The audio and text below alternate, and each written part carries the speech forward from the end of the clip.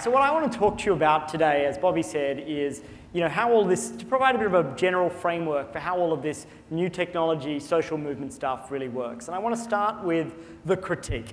I actually had a meeting the other week, if you can believe it, in which the head of a very large NGO said with a straight face, "Why aren't we just doing direct mail? Direct mail worked really well." And so there is an important critique of the role that technology is playing in social movement building, and I want to address that and then tell some stories about the work that I've done building social movements as a bit of a frame for where the debate is today. And the critique is really the critique that's listed here. Looking at Gladwell's point, the evangelists of social media seem to believe that a Facebook friend is the same as a real friend. The platforms of social media are built around weak ties. And his whole idea, and the argument that he makes in his piece, is that people who don't know each other engaging in digital activism can't really be doing anything substantive. They don't know each other, they don't know what they're doing, therefore it isn't real movement building. And so I want to tell a couple stories from my own time as an activist and troublemaker. And we returned to my homeland, where the accent comes from, Australia, in 2005.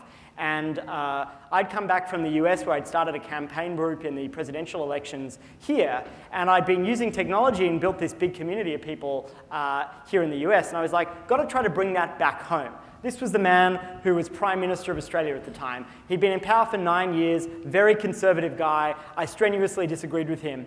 And his famous quote about gays was that he was conservatively tolerant of homosexuality. That was the nicest thing he could say. I wrote an article in the paper at the time that said, imagine if he'd said he was conservatively tolerant of Italians, how that might have come across.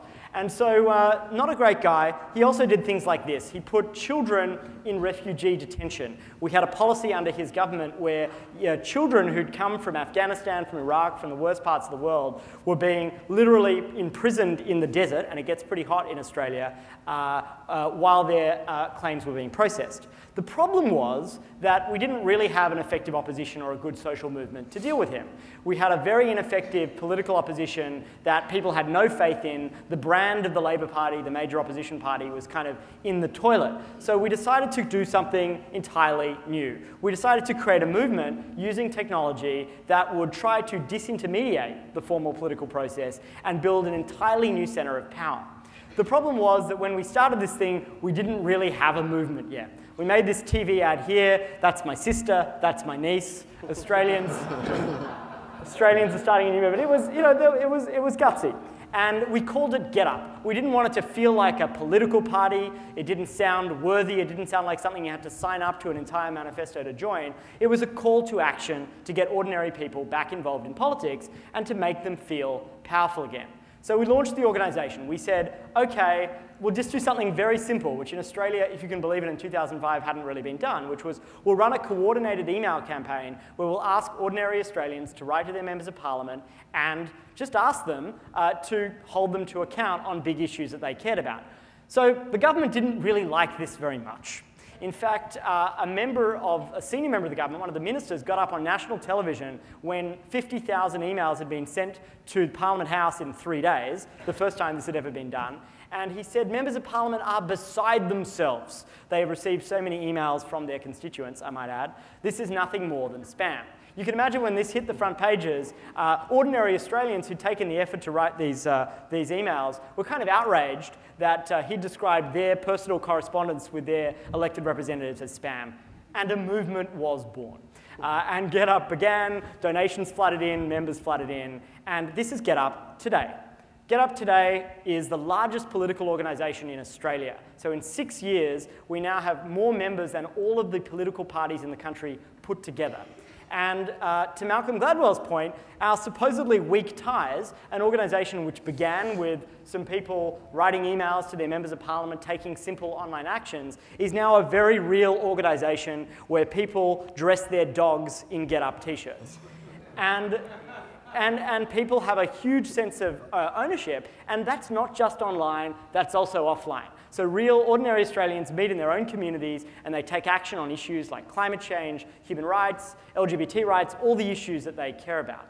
And this is just a little data point. I stumbled on this in a comment thread on an article about GetUp in the paper. And I just happened to be looking, because you always look at what people are saying in the comments.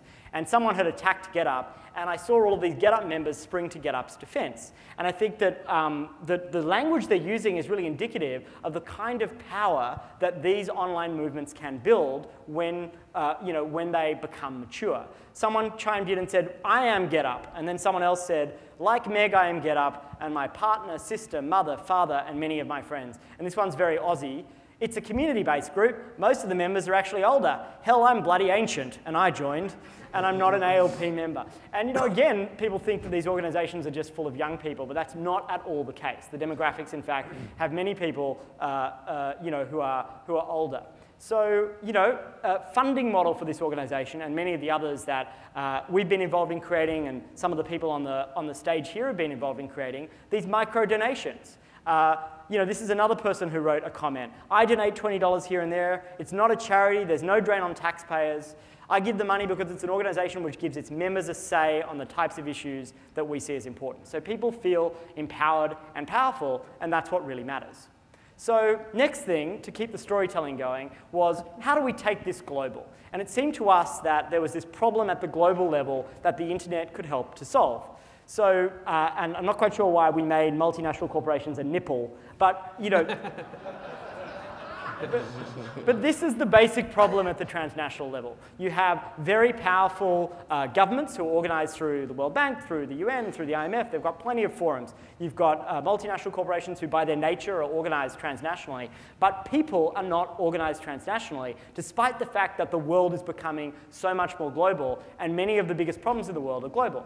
So I got together with some other folks, and we created an organization called Avaz, which now has 7.5 million members, and it's growing at an incredible rate, and that's just 3.5, 4 years into creating the organization. So there is real power in doing this, and that brings me to the LGBT community. So looking at the LGBT space, I as an activist had been a little bit sitting on the sidelines on LGBT issues other than through these organizations, even though this is my own community. And it seemed to me that here was an incredible opportunity at the global level to build a new kind of global movement. Because at the end of the day, this issue is inherently global. You've got a huge amount of transnational identity. As a gay person, understand the plight of an LGBT person anywhere in the world. The experience is universally understandable. It's not like healthcare reform. You can't scale a global movement about that. And so the landscape, however, is lacking that scale play. It's lacking a mass movement. So we have terrific organizations doing policy work, outstanding lobbying organizations like Eaglehurk, and we'll be hearing from Kerry later today. But there isn't yet a movement that holds all of those people who care about this issue in one place and really turns those people into real political and cultural power. And there isn't a movement that really speaks to the potential for mass cultural change.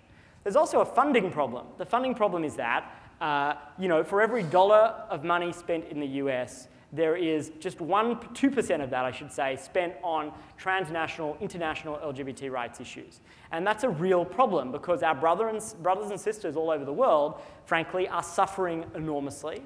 And there are also opportunities for us to help win really critical victories all over Latin America and other parts of the world where the pace of change is equally quick or quicker than it is here in the US. And there's an opportunity to scale activities in the US through a transnational movement that recruits more people. So we decided to create AllOut, a new movement which is an ambitious attempt to be ultimately to aggregate the largest community ever around LGBT issues. And because we're doing it at the global level, we believe that we can do that using these technology-driven techniques. I want to play you a quick video which is going to give you a bit of context.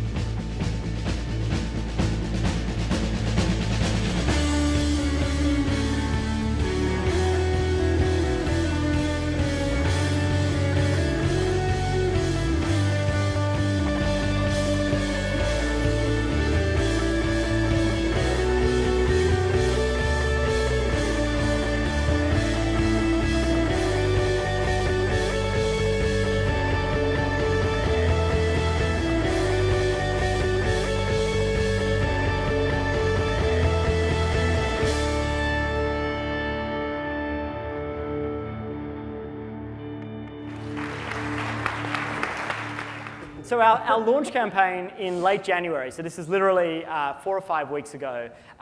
Again, the model of organizing here is very spontaneous. You look for opportunities to mobilize people around moments. So our staff were scouring the world for opportunities to take action, and we learnt of the situation on an aptly named blog called Let's Get Real, of a campaigner, of a woman, I should say, called Brenda from Uganda, who was about to be deported back to Uganda from the UK. As all of you know, Uganda, not a very safe place for LGBT people right now. So we had 5 days to run a campaign to stop her scheduled deportation. And this is how it worked. When we started the organization, because we just launched, we just had family and friends. So we emailed 2,000 people, which are our family and friends, and we asked them to take action. The action we asked them to take was to ask the UK Home Secretary to stop the deportation. Day one, we started with 2,000 people. We were pretty happy at the end of day one. We had 4,000 or 5,000 people. Day two, we were like, whoa, this is getting interesting. We had, it was something like 20,000 people. And then basically by the end of day 4, and this entirely viral, right? No paid media, nothing that required a huge amount of money. Because this was a compelling ask and we'd articulated it in a compelling way, by the end of day 4, we had more than 50,000. We've now had well above that take this action. And by the end of the 4th day, we had stopped the deportation. And let me tell you a little bit about how we did that. It wasn't just online, and this is the key point about 21st century organizing and movement building. Because we'd been able to aggregate a huge number of people very quickly around this issue, literally instantly, we were also able to organize people offline instantly. So we went to the people who'd signed it and we said, let's do it, let's take action offline. We organized an event outside the Home Secretary's office to present the petition a couple of days in, and the international media picked up on it. Again, the international media intersects with these kinds of campaigns to make them really powerful. The BBC, The Guardian, and others. And the outcome was we stopped the deportation. I'm going to take a few more minutes, very briefly, just to outline a few quick rules of social movement building, which I hope will frame the rest of the discussion.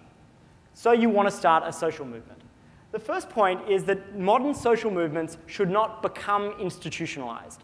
If they become huge bloated NGOs, they won't work. So organizationally, they have to prize entrepreneurialism. We have this concept called the movement entrepreneur, and we look for organizations to be able to be tactically innovative and creative and to really stay focused on movement building. Secondly, make it very easy to join. Don't create a huge manifesto and make people sign up the way they have to do to a political party and sign in blood to belong. Make it easy for people to get involved and then move them up a kind of curve of engagement. Thirdly, a movement isn't an internet meme, and these things should not be mistaken. So don't make the mistake of just creating a short burst of power or energy and then not consolidating that into real political, social, and cultural power. So the challenge, one that I believe will be very much met, is to take the incredible energy of It Gets Better and now turn that into a robust national movement around these issues, which I know plans are already underfoot that Thomas is going to refer to. And finally, fund it well, then fund it by the people. These organizations need to be funded well initially. They need to be professional. They need to be highly effective with highly talented campaigners that you actually pay money to hire. You don't have a kind of you don't have a kind of a poverty mentality when you fund them. However, if these organizations do their job well, they will scale significantly through small online donations. So you see the curve that, that we've shown you here, where microdonations rise very quickly, so that organizations like Avaz are now making huge amounts of money, millions a year, in these small online donations. And finally, give us a few years. This is just the beginning of a long journey that we expect technology and social movement building are going to be taking, and I think there's enormous potential for impact as we do that. Thanks.